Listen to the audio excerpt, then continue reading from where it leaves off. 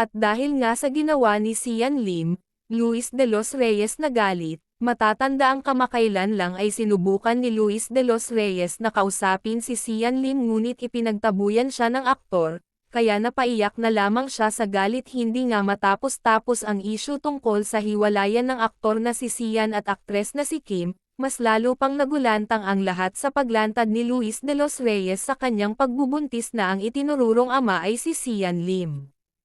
Napilitan nga daw lumantad ni Luis dahil sa nakarating na balita sa kanya na nakikipagbalikan daw si Sian Lim kay Kim Chu upang mapagtakpan ang katotohanan tungkol sa kanilang dalawa. Sa kabilang banda patuloy na nag-aabang ang mga netizens at mga fans nila sa status ng kanilang relasyon kung totoo nga bang nagkabalikan na ang dalawa, ngunit magpahanggang ay wala pa daw silang pahayag sa publiko.